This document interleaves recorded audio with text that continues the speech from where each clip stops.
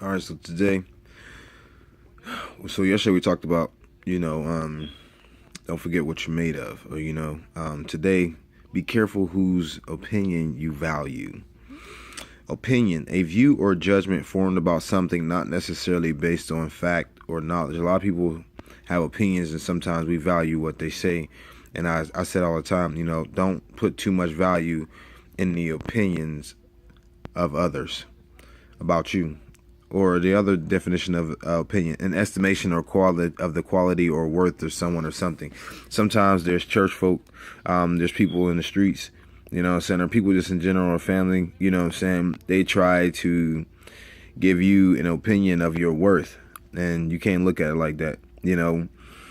There are sometimes, like, I've had to let go a godmother, what I'm saying, because of some issues and some things like that. But I did it in decent and in order. So you can't be around people that's not going to point you in a positive way. So there are some people that begin to get jealous of you, whatever the case may be. And even when you see things in the church, when church folk hurt you, just pray for them, because they don't know any better. John 15:16, it says, "You did not choose me, but I chose you. I appointed you so that you might go and bear fruit that will last, and so that whatever you ask in my name, the Father will give you." Verse 5, "I am the vine, you are the branches. The one who remains in me, I in him, will bear much fruit, for apart from me you can do nothing." So maybe it's not that they have a problem with you or got an opinion about you, it's Jesus inside you. Galatians 1:10, "Obviously I am not trying to win the approval of people, but of God. If pleasing people were my goal, I would not be Christ's servants." And it's okay if you have to let some people go, what I'm saying?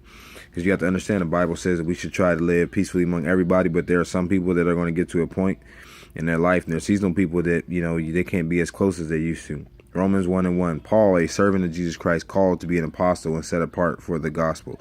So he was called. It doesn't matter who thinks you are called, it's God who does the calling.